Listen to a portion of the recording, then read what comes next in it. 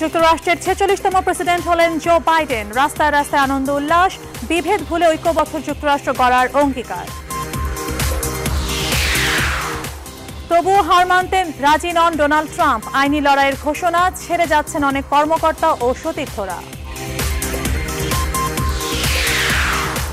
প্রথম নারী vice president হলেন কামালা হ্যারিস। ইতিহাসের অংশ হলেন প্রথম এশীয় আমেরিকান ভাইস প্রেসিডেন্ট হয়ে।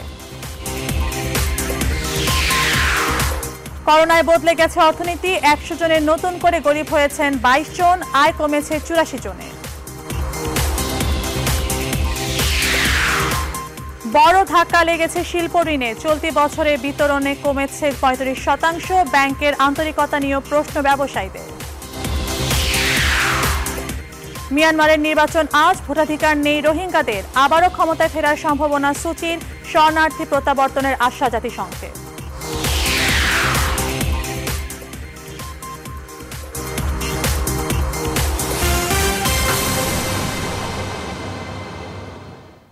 রেইনবো অলরাউন্ডার এক্সটেরিয়র পেইন্ট, বাংলাদেশের আবহাওয়া উপযোগী একমাত্র পেইন্ট।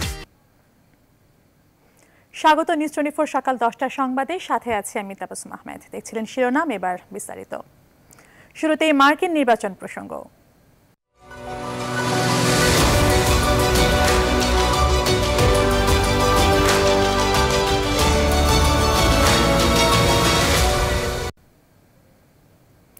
এখন সময় যুক্তরাষ্ট্রকে সুস্থ করে তোলার। প্রেসিডেন্ট হিসেবে বিজয় ভাষণে রাগ ও কঠোরতা ভুলে গোটা আমেরিকাকে এক জাতি হিসেবে একত্রিত হবার আহ্বান জানিয়েছেন নবনির্বাচিত প্রেসিডেন্ট জো বাইডেন। ৩ নভেম্বরের নির্বাচনে ৩ দিন পর ৭ নভেম্বর পেনসিলভানিয়ায় ভোটে এগিয়ে যাবার মধ্য দিয়ে যুক্তরাষ্ট্রের ৪৬তম প্রেসিডেন্ট নির্বাচিত হলেন ডেমোক্রেট নেতা জো বাইডেন। নাহিদ জিহান জানাচ্ছেন বিস্তারিত। যুক্তরাষ্ট্রের ইতিহাসের রেকর্ড পরিমাণ ভোটের মধ্য দিয়ে প্রেসিডেন্ট নির্বাচিত হলেন ডেমোক্রেট নেতা জো বাইডেন। তার বাসভূমি ডেলাওয়ারের উইলমিংটনে আয়োজিত বিজয় মঞ্চে ঐক্যবদ্ধ আমেরিকা গড়ার অঙ্গীকার করেন তিনি। আমি এমন একজন প্রেসিডেন্ট হওয়ার অঙ্গীকার করছি যিনি বিভাজন না করে জাতিকে ঐক্যবদ্ধ করতে চান, যিনি লাল ও নীল রাজ্য দেখেন না, কেবল মার্কিন যুক্তরাষ্ট্রকে দেখেন। এই নির্বাচনের মধ্য দিয়ে যুক্তরাষ্ট্রের মানুষ কথা বলেছে, তারা আমাদের সুস্পষ্ট বিজয় এনে দিয়েছেন, তাই এটা জনগণের বিজয়। ভাষণে বাইডেন তার অবস্থানের জন্য স্ত্রী ফার্স্ট লেডি জিল বাইডেন সহ সন্তান ও নাতি-নাতনি ও পরিবারের সকল সদস্যদের অবদানের কথা স্মরণ করেন।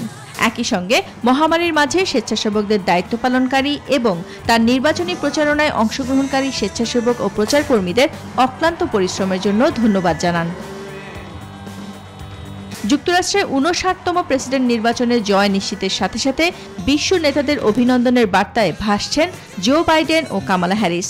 এক টুইট বার্তায় ব্রিটিশ প্রধানমন্ত্রী বরিস জনসন জো বাইডেন ও কামালা হ্যারিসকে ঐতিহাসিক অর্জনের জন্য অভিনন্দন জানান। এছাড়া জার্মান চ্যান্সেলর অ্যাঙ্গেলা মার্কেল, ফ্রান্সের প্রেসিডেন্ট ইমানুয়েল ম্যাক্রো, কানাডার প্রধানমন্ত্রী জাস্টিন ট্রুডো, ভারতের প্রধানমন্ত্রী নরেন্দ্র মোদী ও পাকিস্তানের প্রধানমন্ত্রী ইমরান খান সহ বিশ্বের বিভিন্ন দেশের রাষ্ট্রনায়করা জো বাইডেন ও কামালা হ্যারিসকে অভিনন্দন জানিয়েছেন। নাহিদ জিহান, নিউজ 24। দর্শক, মার্কিন নির্বাচন নিয়ে আলোচনা করতে যুক্তরাষ্ট্র থেকে আমাদের সাথে এই মুহূর্তে সরাসরি যুক্ত হচ্ছেন সিনিয়র সাংবাদিক সৈয়দ মোহাম্মদ উল্লাহ।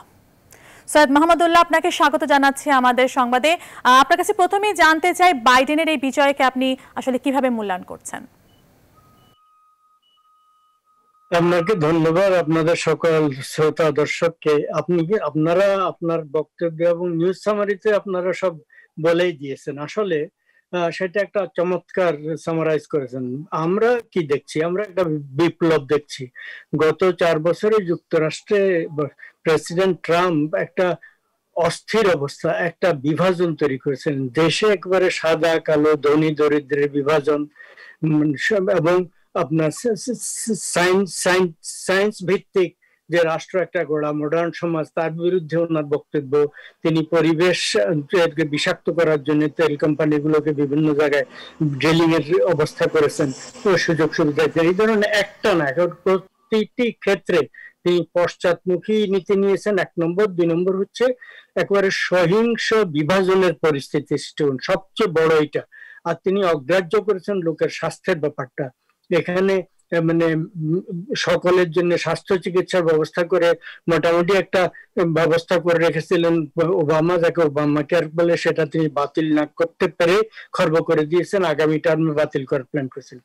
এইরকম অবস্থায় এই নির্বাচনে একটা মানে সুস্থ সেইন্ট দল, বাইডেন এবং কামালা হ্যারিস দুইজনই লেভেল হেডেড পারসন, দুইজনই সেইন পারসন, দুইজনই মানে অ্যাকোমোডেটিং পারসন, অন্যদের সাথে মোটামুটি মিলেমিশে কাজ করার পক্ষপাতী। তারা যে দল থেকে আসুন, যে মতের আসুন, নিজের দলেও বিভিন্ন ধরনের গ্রুপ আছে, তেমনি ভাবে রিপাবলিকানদের সাথেও তারা সহযোগিতার মধ্যে কাজ করতে চান। এই ধরনের একটা সিচুয়েশন দরকার ছিল। প্রেসিডেন্ট ট্রাম্প কেবল যে মানে ডেমোক্রেটদেরকে হেট করেছেন তা না, যে কোনো লোক তার মানে সম্পর্কে একটু বিরূপ কথা বললে, একটু সমালোচনা করলে, তার দলের হলেও তার নিন্দা করেছেন। মৃত ব্যক্তি জন ম্যাককেইন তার মৃত্যুর পরেও তার নিন্দা করেছেন। এই ধরনের একটা ভয়ঙ্কর বিবাস। আর যেটা আমি বারবার উল্লেখ করে আসছি গত 2 দিন থেকে আমার রিয়েকশনে, সেটা হচ্ছে বর্ণভিত্তিক যে অবস্থা তিনি সৃষ্টি করেছিলেন এবং ওনার উৎকট মানে অত্যন্ত জঙ্গি মনোভাবাপন্ন একটা মানে সমর্থক গোষ্ঠী তিনি তৈরি করেছিলেন, তাদেরকে উত্তেজিত করে। হোয়াইট মানে সুপ্রিমেসিস্ট, শ্বেতাঙ্গ আধিপত্যবাদী, এরা শ্বেতাঙ্গদের মধ্যে উনি একটা ভীতি সঞ্চার করতে সক্ষম হয়েছিলেন যে শ্বেতাঙ্গরা মাইনরিটি হয়ে যাচ্ছে, কৃষ্ণাঙ্গরা এবং অশ্বেতাঙ্গরা এই দেশ দখল করে নিচ্ছে, এবং ইমিগ্রেন্টদের বিরুদ্ধে উনি এই ধরনের জঙ্গি মনোভাব করে উনি দেশটাকে একবারে টোটালি বিভাজন করে রেখেছেন। অন্যান্য অনেক ক্ষেত্রে তো তার নীতি, যেমন আপনার প্যান্ডেমিকের ব্যাপারে তিনি একবারে টোটালি অগ্রাহ্য করে 2,38,000 লোক মারা গেছে, আরো মিলিয়ন মিলিয়ন লোক আক্রান্ত হচ্ছে। ফলে এই অবস্থায় একটা সুস্থ মানে প্রশাসন আসে, তবে এদের জন্য যে পথ উনি তৈরি করে রেখেছেন এইটা সমাধান করতে দীর্ঘ সময় লাগবে, কষ্ট হবে, আর বিশেষ করে বহু মিলিয়ন লোক বেকার হয়ে আছে। আগে থেকে বেকার যা ছিল, এই প্যান্ডেমিকের কারণে মিলিয়ন মিলিয়ন লোক বেকার। এই মুগ্ধ আপনার কাছে আরেকটু ব্যাপার একটা জানতে চাই, সেটা হলো যে ট্রাম্পের পর বাইডেন, তো যুক্তরাষ্ট্রের নীতিতে কি ধরনের পরিবর্তন আসতে পারে? বিশেষ করে অভিবাসীদের জন্য নতুন কোনো বার্তা আসতে পারে কিনা, কোনো পরিবর্তন আসতে পারে কিনা? হ্যাঁ, এটা খুব মানে সুন্দর প্রশ্ন আপনার এটা। হ্যাঁ, নানা ক্ষেত্রে পরিবর্তন আসবে, সর্বক্ষেত্রে পরিবর্তন আসবে, আন্তর্জাতিক নীতির ক্ষেত্রে, পররাষ্ট্র নীতির ক্ষেত্রে, যেটা আপনাকে সম্ভবত জানতে চাচ্ছেন। ইমিগ্রেশনের ব্যাপার, উনি অত্যন্ত অমানবিক যে ইমিগ্রেশন পলিসি নিয়েছিলেন, এইটা তাৎক্ষণিকভাবে বাদ দিয়ে দেবেন বাইডেন প্রশাসন, এবং তারা ইলিগাল ইমিগ্রেন্ট এই দেশে সম্ভবত 11 মিলিয়নের বেশি একটু হতে পারে, এদেরকে বহিষ্কার না করা, ডিপোর্ট না করার ক্ষেত্রে উনি নমনীয় নীতি নেবেন। কিছু ডিপোর্টেশন হবে, ওবামালেও হয়েছিল যথেষ্ট, সেটা কিছুটা হবে যাদের বিরুদ্ধে অলরেডি কোর্টের অর্ডার আছে এবং যারা অ্যাপিলে হেরে যাবে, কিন্তু ইন জেনারেল তিনি তাদের ব্যাপারে সহনীয় নমনীয় নীতি নেবেন। তেমনি ভাবে অ্যাসাইলাম সিকার যারা যুক্তরাষ্ট্রে অ্যাসাইলাম সিক করতে চায়, তাদেরকে সেই সুযোগ দেওয়ার ব্যাপারে তিনি একবারে ওপেনলি বলেছেন তাদেরকে সেই সুযোগ দেওয়া হবে, কারণ এটা যুক্তরাষ্ট্রের কনস্টিটিউশনাল হিউম্যানিস্ট ডিউটি, ফলে ওইটা তিনি করবেন। এটি মানে ইমিগ্রেশনের ক্ষেত্রে বাংলাদেশেরও সম্ভবত কিছু কয়েক হাজার ইলিগাল ইমিগ্রেন্ট থাকতে পারে, তাদের ক্ষেত্রে তিনি সম্ভবত অন্যান্যদের ক্ষেত্রে যদি নমনীয় নীতি নেন, সহনশীল নীতি নেন, তার দ্বারা বাংলাদেশিরা সাউথ এশিয়ানরা উপকৃত হবে। তারপর মুসলিম দেশগুলোর উপরে যে ভ্রমণ নিষেধাজ্ঞা জারি করেছেন ক্ষমতা এসেই, পরবর্তীতে কোর্ট সেটাকে রদ করেছে বা খর্ব করেছে, সেইটা উনি আর করবেন না। মুসলিম দেশগুলো সহ সকল দেশের সাথে উনি ভালো সম্পর্ক মেনটেন করার চেষ্টা করবেন। সৈয়দ মোহাম্মদুল্লাহ, আপনার কাছে সর্বশেষ জানতে চাই যে ব্যাপারটি, সেটা হলো যে বাইডেনের পররাষ্ট্রনীতি, বিশেষ করে দক্ষিণ এশিয়া বিষয়ক নীতিতে কোনো পরিবর্তন আসতে পারে কিনা, এছাড়া বাংলাদেশের সাথে যুক্তরাষ্ট্রের যে সম্পর্ক, এর উপর এই নতুন যে বাইডেন নির্বাচিত হলেন তার কোনো প্রভাব পড়বে কিনা? প্রভাব মানে বাংলাদেশের সাথে মোটামুটি ভাবে যুক্তরাষ্ট্রের সম্পর্ক দীর্ঘদিন থেকেই ভালো ছিল, বাংলাদেশে তারা উন্নয়ন সাহায্য সহযোগিতা দেয়। আর আপনার রোহিঙ্গা ইস্যুতে ট্রাম্প প্রশাসনও বাংলাদেশকে সমর্থন দিয়েছে, বলিষ্ঠ সমর্থনে দিয়েছে, সেটা হয়তো অন্য কারণে। সেটা হচ্ছে আমাদের সমুদ্র সীমায় তারা নানা ধরনের সুযোগ সুবিধা চাচ্ছে। সেটা এই হাসিনা সরকারের সাথে বা এর আগের সরকারের সাথে কিছু কিছু আন্ডারস্ট্যান্ডিং তাদের হয়েছে, কোন সরকারই সেটা প্রকাশ করেনি, সেটা নিয়ে নানা ধরনের গুজব আছে। এখন সর্বশেষ আর একটা ইন্টারেস্ট তাদের যুক্ত হয়েছে পররাষ্ট্রনীতির ক্ষেত্রে, চীনকে কন্টেইন করা। এটার ক্ষেত্রেও তিনি মানে ট্রাম্পের মতো এরকম যুদ্ধংদেহী মনোভাব নেবেন না, কিন্তু পর্দার অন্তরালে কাছাকাছি নীতি অনুসরণ করবেন। চীন ওভারনাইট একটা বৃহৎ শক্তি হয়ে মাথা ব্যথার কারণ হয়েছে যুক্তরাষ্ট্রের জন্য, ফলে সেটাকে কন্টেইন করার জন্য। কিন্তু ভারতকে বেশি লাই দিয়ে দেবেন, বিশেষ করে ওখানে কাশ্মীরে যে নীতি, মুসলমানদের প্রতি ওখানকার হিন্দুত্ববাদী সরকারের যে দমন নীতি, এগুলোকে ওনারা প্রশ্রয় দেবেন না। এগুলোর ব্যাপারে প্রাইভেটলি হলো তারা তাদেরকে বলবেন সহনশীল নীতি নেওয়ার জন্য। আর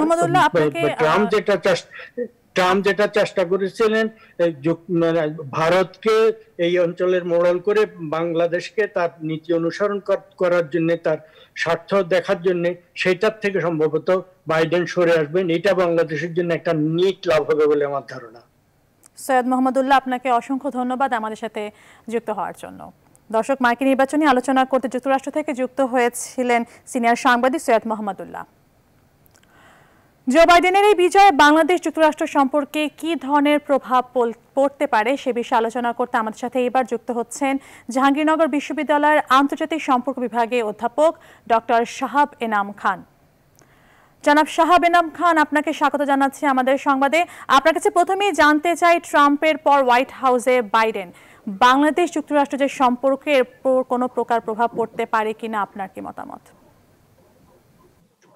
ধন্যবাদ। বাংলাদেশের সাথে, যেটা আমার পূর্ববর্তী বক্তা বলছিলেন, বাংলাদেশের সাথে মার্কিন যুক্তরাষ্ট্রের সম্পর্ক অনেক পুরনো এবং গভীর। এটা মনে রাখা দরকার যে বাংলাদেশের লার্জেস্ট এক্সপোর্ট ডেস্টিনেশন হলো মার্কিন যুক্তরাষ্ট্র, এবং মার্কিন যুক্তরাষ্ট্র সেটা রেকগনাইজ করে। ট্রাম্প প্রশাসনের সাথে বাইডেন প্রশাসনের গুণগত পরিবর্তন খুব একটা আসবে না, কারণ বাংলাদেশের সাথে যে পেন্ডিং বিষয়গুলি আছে, জিএসপি, টিকফা, এই ধরনের বিষয়গুলি, সেগুলি স্বাভাবিকভাবেই এই মুহূর্তে টপ প্রায়োরিটির মধ্যে থাকবে না। এটার বেশ কিছু কারণ আছে। Bangladesh developing list developed country হিসেবে পরিণত হতে যাচ্ছে। স্বাভাবিকভাবেই কোটা বা এক্সট্রা প্রিভিলেজেস গুলি খুব স্ক্রুটিনির মধ্যে দিয়ে যাবে, এটা একটা। দ্বিতীয় হলো যে ডেমোক্রেট গভর্নমেন্ট বরাবরই হিউম্যান রাইটস এবং এই ধরনের ইস্যুগুলি নিয়ে খুবই চিন্তিত থাকে। স্বাভাবিকভাবেই তারা এই রেজিমগুলি, যেগুলি তাদের constitutional obligation, global human rights, global compliances, এই জায়গাগুলিতে জোর দিবে। ফলে বাংলাদেশের জন্য এই জায়গাগুলিতে হয়তোবা এক ধরনের নতুন ধরনের আলোচনা, পর্যালোচনার জায়গা তৈরি হতে পারে। আর তৃতীয় যে জায়গাটা থাকে সেটা হলো রোহিঙ্গা ইস্যু। রোহিঙ্গা ইস্যুতে অলরেডি মার্কিন যুক্তরাষ্ট্র লার্জেস্ট ডোনার পার্টনার হিসেবে কাজ করছে। গত মাসেও কিন্তু $200 মিলিয়ন এই বিষয়ে দেওয়ার জন্য মার্কিন যুক্তরাষ্ট্র কমিট করেছে। ফলে আমরা হয়তোবা দেখবো এই রোহিঙ্গা বিষয়ে এক ধরনের নীতিগত পরিবর্তন আসতে পারে, সেটা বাংলাদেশের ফেভারেই যাবে। আর লাস্ট যেটা হলো যে বাইডেন প্রশাসন মাল্টিল্যাটারাল ইনস্টিটিউশনস এর প্রতি আবার অনেক বেশি জোর দিবেন, যেটা মার্কিন প্রশাসন ট্রাম্পের করেনি। সেই জায়গাতে হয়তো আমরা দেখবো যে এই ইউনাইটেড নেশনস, WHO, WTO, কিংবা আপনি যদি ধরেন নেটো বা এই ধরনের অর্গানাইজেশনস গুলির প্রতি আগের চেয়ে অনেক বেশি গুরুত্বপূর্ণ ভূমিকার দিকে বাইডেন প্রশাসন যাবে। এগুলি বাংলাদেশের ইন্টারেস্টের সাথে সরাসরি ভাবে সম্পৃক্ত। অর্থাৎ WHO, ইউনাইটেড নেশনস এর যদি স্ট্রেংথেন করা হয়, এইগুলিকে যদি আরো বেশি গতিশীল করা হয়, খুব স্বাভাবিকভাবেই বাংলাদেশের মানুষ পরোক্ষ বা প্রত্যক্ষভাবে অত্যন্ত বেনিফিটেড হবে।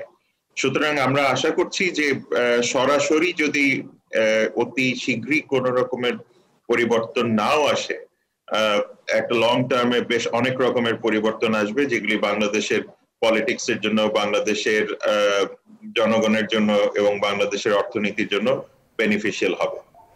শাহাব এনাম খান, আপনার কাছে আরেকটু জানতে চাই যে জো বাইডেনের এই বিজয় যুক্তরাষ্ট্রে বসবাসরত প্রবাসী যারা বাংলাদেশি রয়েছেন তাদের উপর কোনো প্রভাব ফেলবে কিনা, তাদের জন্য কোনো আশার বাণী আসার সম্ভাবনা আছে কিনা? দেখেন, এই ইমিগ্রেশন বিষয়টার দুইটা দিক আছে। একটা হলো পলিসিগত দিক, যে জায়গাতে ডোনাল্ড ট্রাম্প অনেক ইনহিউম্যান অ্যাপ্রোচ নিয়েছিলেন, সেই জায়গা থেকে বাইডেন সরকার সরে আসবে এবং খুব স্বাভাবিকভাবেই বাইডেন সরকার অনেক বেশি সিম্প্যাথেটিক থাকবে এই বিষয়টাতে। কিন্তু আরেকটা বিষয় থাকে, সেটা হলো অ্যাডমিনিস্ট্রেটিভ এন্ড লিগ্যাল বিষয়। সেই জায়গাতে আসলে ফান্ডামেন্টাল কোনো পরিবর্তনের জায়গা নেই। নীতির জায়গাতে পরিবর্তন আসতে পারে।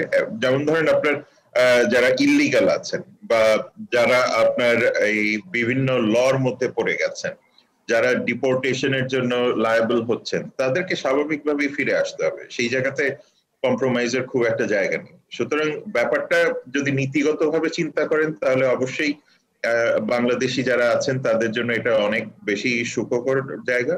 আর আপনি যদি চিন্তা করেন লিগ্যাল বা নন পলিসিগত জায়গাগুলি বা এনফোর্সমেন্টের জায়গাগুলি, সেই জায়গাতে হয়তো আমরা কোনো পরিবর্তন দেখব না।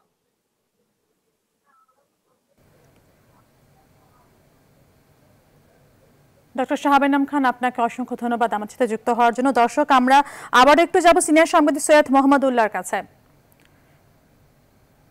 সৈয়দ মোহাম্মদুল্লাহ, আপনার কাছে আবার একটু আসলাম, আরেকটা ব্যাপার একটু জানতে চাই যে ট্রাম্পের এই ভরাডুবির পিছনে কারণটি কি হতে পারে, আপনার কি বক্তব্য?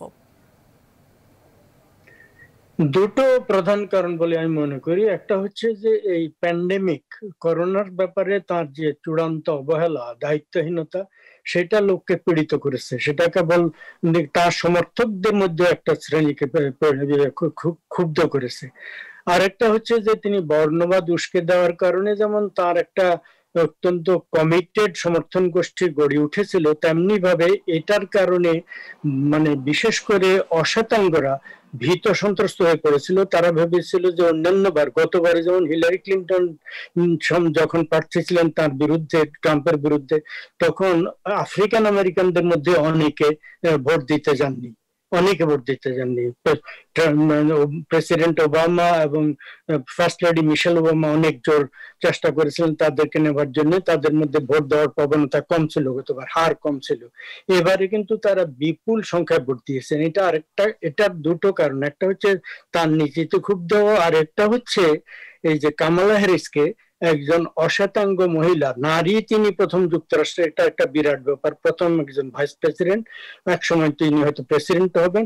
তার চাইতে বড় কথা তিনি অশ্বেতাঙ্গ, তিনি কৃষ্ণাঙ্গ, আফ্রিকান আমেরিকান। এইটা আবার আফ্রিকান আমেরিকানদেরকে উদ্বুদ্ধ করে, যদিও তাদের ভোটের হার 90% বা এরকম হয়নি, কিন্তু বিপুল পরিমাণে হয়েছে। গতবারের চাইতে অনেক কয়েক পার্সেন্টেজ হয়েছে।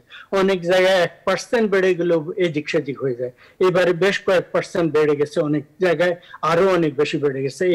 এই দুটো প্রধান কারণ আরো অনেক আছে, এই দুটো প্রধান কারণ। আর তার রিপাবলিকান পার্টির মধ্যে একটা প্রগ্রেসিভ অংশ, যারা দায়িত্বশীল অংশ, তারা তার বিরুদ্ধে একটা জোট করেছিলেন, একটা প্রতিষ্ঠান গড়তে নাম দিয়েছিলেন লিঙ্কন গ্রুপ। এই লিঙ্কন গ্রুপ তাকে পরাজিত করার জন্য বাইডেন এবং কমলা হ্যারিসকে এন্ডোর্স করেছিলেন, তারা এদের পক্ষে কাজ করেছেন। ফলে কারণ আরো অনেক আছে, কিন্তু প্রথম যে দুটো কারণ বললাম এটাই প্রধান বলে আমার মনে হয়। সৈয়দ মোহাম্মদুল্লাহ, আপনাকে অসংখ্য ধন্যবাদ আমাদের সাথে যুক্ত হওয়ার জন্য। দর্শক, নিউজ 24 সকাল 10টার সংবাদে নিচ্ছে বিরতি, সঙ্গে থাকুন।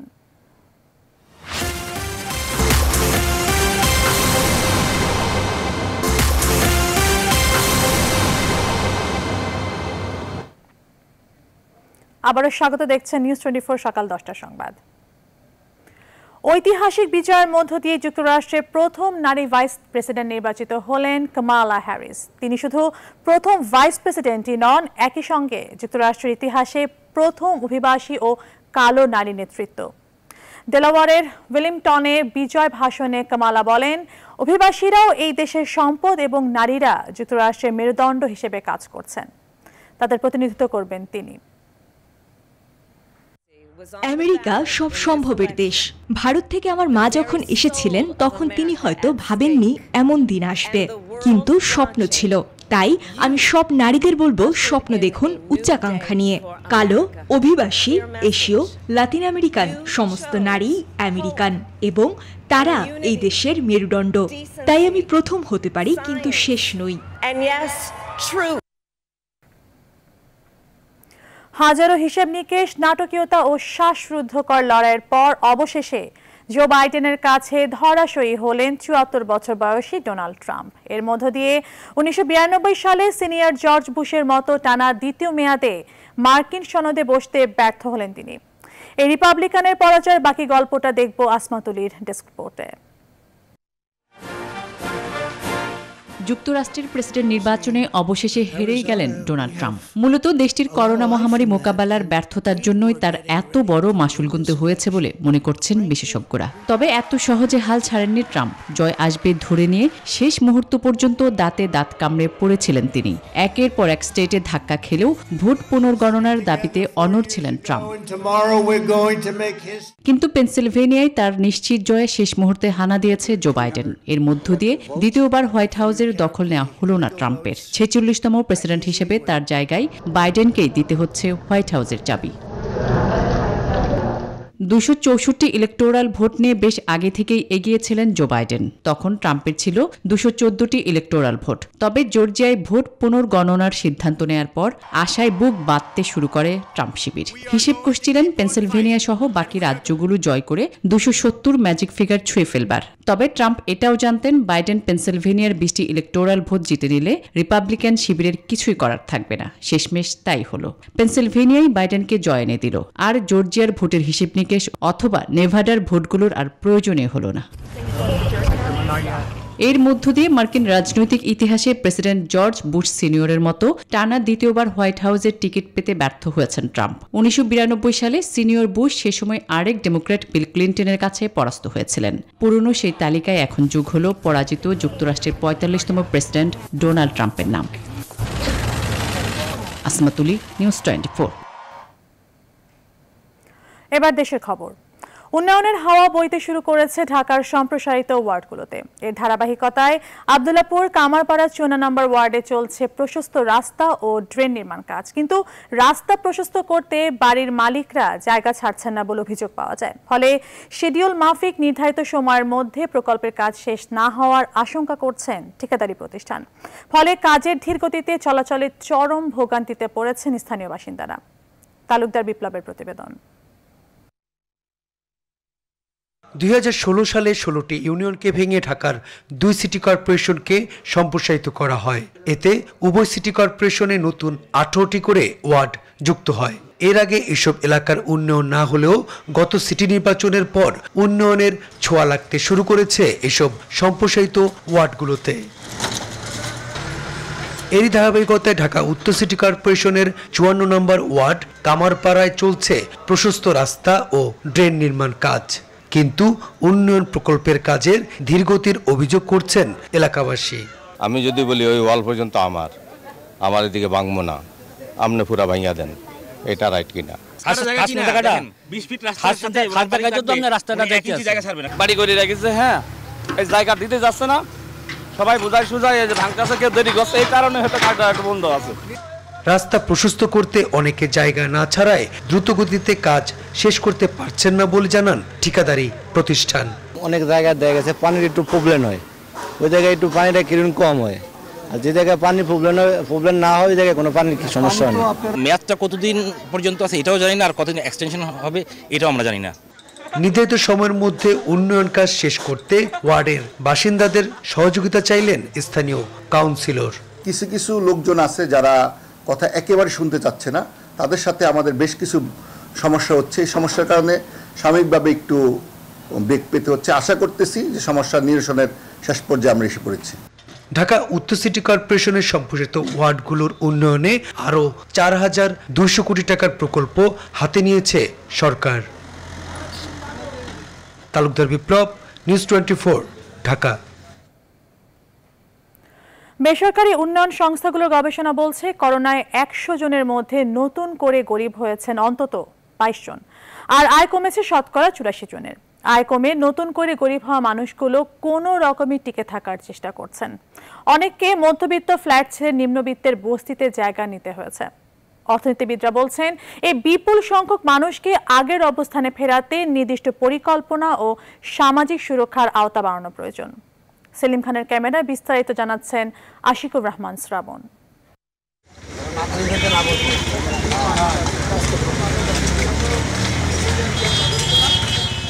সারোয়ার শরীফ পেশায় নতুন চা পানের দোকানি, 4 মাস ধরে শুরু করেছেন। বেশভূষায় এখনও পুরোপুরি চা দোকানি হয়ে উঠতে পারেননি, কারণ করোনার আগে তিনি শিক্ষক ছিলেন। 12 বছরের অভিজ্ঞতা সম্পন্ন বেসরকারি স্কুলের গণিতের শিক্ষক। আমার ঘরে বাজার ছিল না, 1 মাসও বাজার ছিল না, এর জন্য লজ্জায় কারো কাছে আমি যাইনি। অসহায় হয়ে কষ্ট হয়ে আজকে আমি একদম গ্রাজুয়েট পার্সন হয়ে আমি আজকে চায়ের দোকান করি। করোনার কারণে স্কুলটি বন্ধ, মুখরিত ক্লাসরুমগুলো এখন ধুলিমলিন, নিস্তব্ধ। টিকে থাকার জন্য চালিয়ে নেয়ার দশা। শুধু এমন একটি প্রতিষ্ঠান নয়, সব প্রতিষ্ঠানই বন্ধ। কিন্তু নন এমপিও বেসরকারি স্কুলগুলোর অবস্থা করুন, কারণ বেতনের টাকায় তাদের সব ব্যয় চলত। তাই তারাও এখন নতুন গরিবের তালিকার পথে। 2 লক্ষ টাকা বাড়ি ভাড়া দেওয়া লাগে এই প্রতি মাসে। এই 2 লক্ষ টাকা বাড়ি ভাড়া দিতে যাইয়া আমাদের খুবই কষ্ট হচ্ছে। অ্যাকাউন্ট ছিল, অ্যাকাউন্ট থেকে টাকা করেছি, তার ডিপিএস ছিল, ডিপিএস ভেঙেছি। এখনও আমরা টিচারদের বেতন দিতে পারছি না, বাড়িওয়ালাকে আমরা ভাড়া দিতে পারছি না, আমরা নিজেরাও চলতে পারছি না। ফ্ল্যাটটা এখনো কমপ্লিট হয় না, আমি এখনো উঠিও নাই। ফ্ল্যাটটা শেষ পর্যায়ে ছিল, সেই পর্যায়ে এসে জুলাই মাসে আমার ফ্ল্যাটটি বিক্রি করে দিই। পেশায় এই বাইক রাইডারও করোনার আগে ছিলেন ইংরেজির শিক্ষক, কিন্তু করোনার ধাক্কায় তিনি এখন নতুন গরিবের তালিকায়। পরিবার নিয়ে টিকে থাকার সংগ্রামে লড়ছেন নতুন পেশায়। বাবা মা ভাই বোনের ভরণ পোষণ দিতে পারে না, সেই সার্টিফিকেট কোনো মূল্য নেই। অনেকে জিজ্ঞেস করে, ভাই আপনি আগে কি করতেন? বলতে লজ্জাবোধ করি যে আমি একজন শিক্ষক। করোনার দীর্ঘমেয়াদী ধাক্কায় এমন গল্প এখন অসংখ্য। করোনা যেসব মধ্যবিত্ত এবং নিম্ন মধ্যবিত্ত মানুষদেরকে এক ধাক্কায় দারিদ্র্যসীমার নিচে নামিয়েছে, তাদেরকে জীবন জীবিকার মূল স্রোতে যুক্ত করতে হলে প্রয়োজন সামাজিক নিরাপত্তা বলয় আরও বাড়ানো। তারা এখন দারিদ্র্যের নিচে পড়ে গেছে, এদেরকে আমরা বলছি নতুন দরিদ্র। এই নতুন দরিদ্রদের সংখ্যা বেশ বড় এবং এদের ব্যাপারে চিন্তাভাবনা নতুন করে শুরু করাটা খুব জরুরি। ক্ষুদ্র ঋণের ব্যবস্থা করা যেতে পারে, সেখানে সরকারি বিভিন্ন বিনিয়োগ বাড়িয়ে বিনিয়োগের মাধ্যমে তাদের কর্মসংস্থান করা যেতে পারে, লক্ষ্য নির্দিষ্ট ক্যাশ ট্রান্সফার তাদের জন্য করা যেতে পারে। বিশ্লেষকরা বলছেন, করোনায় বাংলাদেশের তরুণদের মধ্যে বেকারত্বের হার দ্বিগুণ হয়েছে। মানুষকে নিঃস্ব করে দেয়া এই সংকট মোকাবেলায় তাই প্রয়োজন স্থায়ী ও দীর্ঘমেয়াদী সমাধান। আশিকুর রহমান শ্রাবণ, নিউজ 24, ঢাকা। করোনায় বড় ধাক্কা লেগেছে শিল্প ঋণে। বাংলাদেশ ব্যাংকের হিসেবে চলতি বছরের প্রথমার্ধে ঋণ বিতরণ কমেছে প্রায় 35%। ব্যবসায়ীদের অভিযোগ, ঋণ বিতরণে আন্তরিকতা কম ব্যাংকের। আবার ছোট বড় ব্যবসায়ীদের মধ্যে বৈষম্য রয়েছে বলেও অভিযোগ উদ্যোক্তাদের। তবে ঋণ বিতরণ বাড়াতে রাষ্ট্রায়ত্ত ব্যাংকগুলো জোর প্রচেষ্টা চালাচ্ছে বলে দাবি করেছেন অগ্রণী ব্যাংকের ব্যবস্থাপনা পরিচালক। পরিস্থিতির উন্নতি হচ্ছে বলে দাবি বেসরকারি ব্যাংকগুলোর। সুলতান আহমেদের রিপোর্ট। এক অদৃশ্য ভাইরাস পাল্টে দিয়েছে সব ব্যবসায়িক হিসেব। বিশেষ করে ঋণ বিতরণ ও বিনিয়োগে বিশ্বব্যাপী যে ভাটা পড়েছে তা কবে নাগাদ কাটিয়ে ওঠা যাবে সেই উত্তরও নেই কারো কাছে। অবশ্য করোনা আসার আগে থেকেই বেসরকারি বিনিয়োগে ঘাটতি ছিল বাংলাদেশে। বাংলাদেশের শিল্প প্রতিষ্ঠানগুলো এখনও ব্যাংক ঋণ নির্ভর। এই বাস্তবতায় করোনা মহামারী বিনিয়োগে তৈরি করেছে বাধার দেয়াল। এর ফলে ঘাটতি হচ্ছে নতুন কর্মসংস্থান তৈরিতেও। কেন্দ্রীয় ব্যাংকের হিসেবে চলতি বছরের জানুয়ারি থেকে জুন সময়ে মোট ঋণ বিতরণ হয়েছে ৭৪,২৫৭ কোটি টাকা, যা তার আগের বছরে ছিল ১,১৪,৬৮১ কোটি টাকা। শতকরা হিসেবে কমেছে প্রায় ৩৫%। যেটা আমরা দেখতে পাচ্ছি সেটা হলো যে এখানে যে নীতিমালাগুলি তৈরি করা হয়েছে ঋণ বিতরণের জন্য, এই নীতিমালার কারণেই ব্যাংকগুলি প্রথমত তার যে প্রকৃত ক্ষতিগ্রস্ত যারা তারাই সেই ঋণটা পায়নি। বাস্তবতা আরও কঠিন এসএমই সেক্টরে। সরকার ঘোষিত ২০,০০০ কোটি টাকার প্রণোদনা প্যাকেজ মাত্র ১/৪ বিতরণ হয়েছে। উদ্যোক্তারা বলছেন বৈষম্য হচ্ছে ঋণ বিতরণে। ব্যাংকিং চ্যানেলের সাথে যারা সংশ্লিষ্ট না বা ইনফর্মাল চ্যানেলে যারা আছে তারা এই সুবিধা থেকে বঞ্চিত হচ্ছে। এই বঞ্চিত হওয়ার যাত্রাটা যত প্রলম্বিত হবে, আমাদের উদ্যোক্তাদের হারিয়ে যাওয়ার বিষয়টাও ততটা প্রসারিত হবে। যদিও ব্যাংকাররা বলছেন শিল্প ঋণ বাড়াতে জোর প্রচেষ্টা চালাচ্ছেন তারা, আবার ঋণ নিতে ব্যবসায়ীদের প্রস্তুতি কম বলেও মত তাদের। শিল্প খাতে আমরা গুরুত্ব দিয়ে আসছি, বরাবরই গুরুত্ব দিয়ে আসছি। আমাদের 3 রকমের সেবা শিল্প খাতে রয়েছে। আমরা কিন্তু ইতিমধ্যে প্রায় 914 কোটি টাকা আমাদের শিল্প খাতে প্রণোদনা দেওয়ার কথা ছিল, আমরা 100% দিয়েছি এবং শুধু 100% দেই নাই, আমরা আরো ঋণ চেয়েছি। এদিকে শুধু ঋণ বিতরণেই নয়, করোনার সময়ে ঋণ আদায়ও বড় চাপে রয়েছে ব্যাংকগুলো। প্রথম 6 মাসে আদায় কমেছে প্রায় 30%। সুলতান আহমেদ, নিউজ 24, ঢাকা। সময় হলো আরেকটি বিরতির, আমাদের সঙ্গে থাকুন।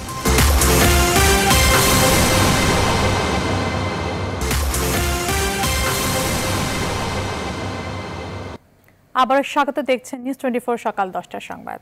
আবার আন্তর্জাতিক প্রসঙ্গ। সামরিক শাসনের দীর্ঘ ইতিহাস পেছনে ফেলে দ্বিতীয়বারের মতো অনুষ্ঠিত হতে যাচ্ছে মিয়ানমারের সাধারণ নির্বাচন। রোববার দেশটির সাধারণ নির্বাচনের ভোট গ্রহণ, তবে ভোটাধিকার প্রয়োগ থেকে বঞ্চিত হচ্ছে সংখ্যালঘু রোহিঙ্গারা। নির্বাচনকে ঘিরে এরই মধ্যে সংশয় প্রকাশ করেছে আন্তর্জাতিক বিভিন্ন সংস্থা। দেশটির গণতান্ত্রিক সরকারের জন্য এই নির্বাচনকে বড় পরীক্ষা বলে মনে করা হচ্ছে, তবে গণমাধ্যমের পূর্বাভাস আবারও সংখ্যাগরিষ্ঠ ভোটে ক্ষমতায় আসতে যাচ্ছে অং সান সুচির দল। এদিকে এবারে নির্বাচন শরণার্থী প্রত্যাবর্তনের বিষয়ে পথ দেখাবে বলেও আশা প্রকাশ করেছে জাতিসংঘ।